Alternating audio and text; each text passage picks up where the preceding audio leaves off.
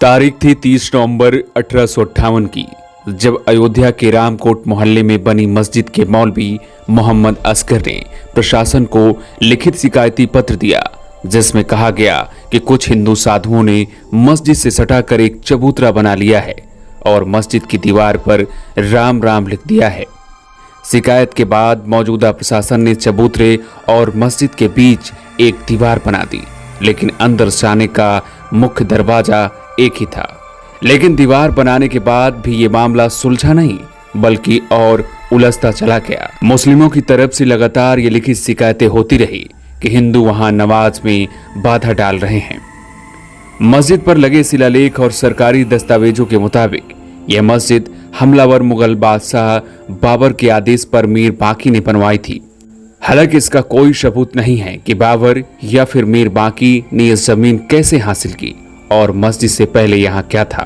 BBC में लिखे एक लेख के मुताबिक अनेक ब्रिटिश इतिहासकारों ने लिखा है कि 1855 में नवाबी शासन के दौरान मुसलमानों ने बाबरी मस्जिद पर जमा होकर कुछ 100 मीटर दूर अयोध्या के सबसे प्रतिष्ठित हनुमानगढ़ी मंदिर पर कब्जे के लिए धावा बोला था। उनका दावा था कि यह मंदिर एक मस्जिद को तोड़कर बनाया गया है। इस खूनी संघर्ष में हिंदू बैरागियों ने हमलावरों को हनुमानगढ़ी से खदेड़ दिया, जो भागकर बाबरी मस्जिद परिसर में छिपे, मगर वहां भी तमाम मुस्लिम हमलावरों का कत्ल किया गया, जो वहीं कब्रिस्तान में आज भी दफन हैं।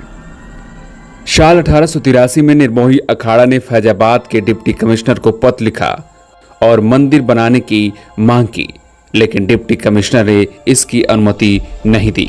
29 जनवरी 1885 को निर्मोही अखाड़े के महंत रघुवरदास ने मौलवी असगर और भारत सरकार के खिलाफ सिविल कोर्ट में मुकदमा दायर किया।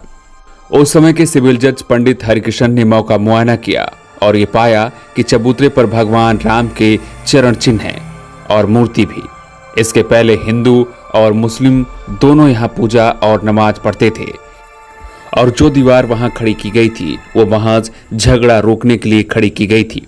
जज ने मस्जिद की दीवार के बाहर चबूतरे और जमीन पर हिंदू पक्ष का कब्जा भी सही पाया, लेकिन जज ने ये कहते हुए निर्मोही अखाड़ा के महंत को चबूतरे पर मंदिर बनाने की अनुमति नहीं दी कि ऐसा करना भविष्य में हिंदू और मुसलमानों के बीच दंगों की बुनियाद डालना होगा, और ये मुकदमा साल के अंदर ही खारिज हो गया। इसके बाद निर्मोही अखाड़े ने अवध के जुडिशियल कमिश्नर डब्ल्यू यंग की अदालत में दूसरी अपील की।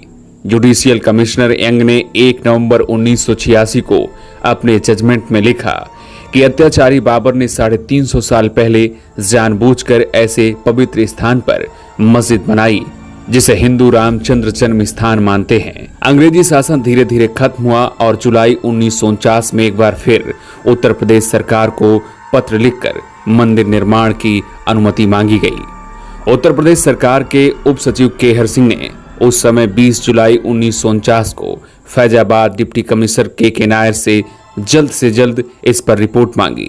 सिटी मजिस्ट्रेट गुरदत्त सिंह ने 10 अक्टूबर को कलेक्ट्रेट को अपनी रिपोर्ट दी, जिसमें उन्होंने कहा कि वहां मौके पर मस्जिद के बगल में एक छोटा सा मंदिर है। इसे राम जन्म स्थान मानते हुए हिंदू समुदाय एक सुंदर और विशाल मंदिर बनाना चाहता है। सिटी मजिस्ट्रेट ने सिफारिश की कि यह जमीन नाजुल की जमीन है और मंदिर निर्माण की अनुमति देने में कोई रुकावट नहीं है। हिंदू साधु ने अगले महीने 24 नवंबर से मस्जिद के सामने कब्रिस्तान को साफ करके वहां यज्ञ और रामायण पाठ शुरू कर दिया, जिसमें काफी भीड़ जुटी। झगड़े को बढ़ता देख वहां पीएसी लगा दी गई ताकि किसी प्रकार का कोई झगड़ा न हो सके। पीएसी तैनात होने के बावजूद भी 22-23 दिसंबर 1949 की रात अभय रामदास और उनके साथियों ने दीवार फांदकर राम जानकी और लक्ष्मण की मूर्तियां मस्जिद के अंदर रख दी और ये प्रचार किया कि भगवान राम वहां प्रकट हुए हैं और उस जन्म स्थान पर कब्जा कर लिया। 27 जुलाई 1984 को राम जन्मभूमि मुक्ति यज्ञ समिति का गठन हुआ और एक रथ बनाया गया, जिसमें राम जानकी की मूर्तियों को अंदर कैद दिखाया गया। 25 दिसंबर को यह रथ बिहार के सीतामढ़ी से रवाना हुआ। आंदोलन को और धार देने के लिए आक्रामक बजरंग दल का गठन किया गया, जन भावनाओं को संतुष्ट करने के लिए उत्तर प्रदेश की वीर बहादुर सरकार ने विवादित स्थल के समीप करीब 42 एकड़ जमीन लेकर विशाल राम कथा पार्क के निर्माण का ऐलान किया और सरयू नदी से अयोध्या के पुराने घाटों तक नहर बनाकर राम की पौड़ी बनाने का काम भी शुरू किया। लेकिन इससे हिंदूवादी संगठन अभी भी संतुष्ट नहीं थे। हिंदू और मुस्लिम दोनों की तरफ से देश भर में सांप्रदायिक ध्रुवीकरण की राजनीति खूब हुई और भाजपा ने खुलकर मंदिर बनाने का सहयोग किया। भारतीय जनता पार्टी ने 11 जून 1989 को पालमपुर कार्य समिति में प्रस्ताव पास किया कि अदालत इस मामले का फैसला नहीं कर सकती और सरकार समझौते या संसद में कानून बनाकर राम जन्म स्थान हिंदू को सौंप दे। लोगों ने महसूस किया कि अब यह राष्ट्रीय राजनीतिक मुद्दा बन चुका है, जिसका असर अगले लोकसभा चुनाव पर पड़ सकता है। 10 जुलाई 1989 को हाई कोर्ट ने इस पूरे मामले को अपने पास में ले लिया। हाई कोर्ट ने 14 अगस्त को शासनादेश जारी किया कि मामले का फैसला आने तक मस्जिद और सभी विवादित भूखंडों की वर्तमान स्थिति में कोई फेरबदल नहीं किया जा सकता है। विश्व हिंदू परिषद ने 9 नवंबर को राम मंदिर के शिलान्यास और देश भर में शिला पूजन यात्राएं निकालने की घोषणा की और इस पूरी योजना के सूत्रधार थे अशोक सिंघल, महंत अवैधनाथ और उनके साथी। दिसंबर 1992 में फिर कार सेवा का ऐलान हुआ। कल्याण सरकार और विश्व हिंदू परिषद नेताओं ने सुप्रीम कोर्ट में वादा किया कि सांकेतिक कार सेवा में मस्जिद को क्षति नहीं होगी। उस समय सरकार में रहे कल्याण सिंह ने पुलिस को बल प्रयोग करने की हिदायत नहीं दी। कल्याण सिंह ने स्थानीय प्रशासन को केंद्रीय बलों की सहायता में भी नहीं लेने दिया। उसके बाद 6 दिसंबर को जो हुआ वो इतिहास में दर्ज हो चुका है। आडवाणी, जोशी और सिंघल जैसे शीर्ष नेताओं ने सुप्रीम कोर्ट के ऑब्जर्वर जिला जज तेज शंकर और पुलिस प्रशासन की मौजूदगी में लाखों कार सेवकों ने 6 दिसंबर को मस्जिद की एक एक ईंट उखाड़कर मलबे के ऊपर एक स्थायी मंदिर बना दिया। मस्जिद ध्वस्त होने के कुछ दिनों बाद हाई कोर्ट ने कल्याण सरकार की जमीन अधिग्रहण की कार्रवाई को गैर कानूनी करार दिया और ये विवाद लंबा खिंचता रहा। आखिरकार वो दिन भी आया जब 9 नवंबर 2019 को सुप्रीम कोर्ट की 5 जजों की बेंच ने राम मंदिर के पक्ष में फैसला सुनाया और 2.77 एकड़ विवादित जमीन हिंदू पक्ष को मिली।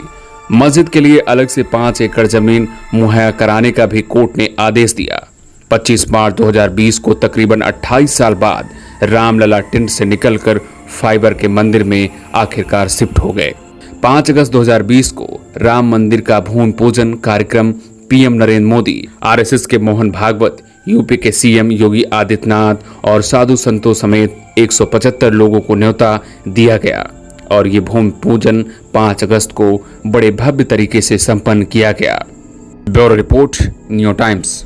आपको ये वीडियो कैसा लगा आप हमें कमेंट पे जरूर बताएं। अगर ये वीडियो आपको पसंद आया हो तो वीडियो को लाइक करें, शेयर करें ताकि ऐसी ही अपडेट आपको हम आगे भी पहुंचाते रहें।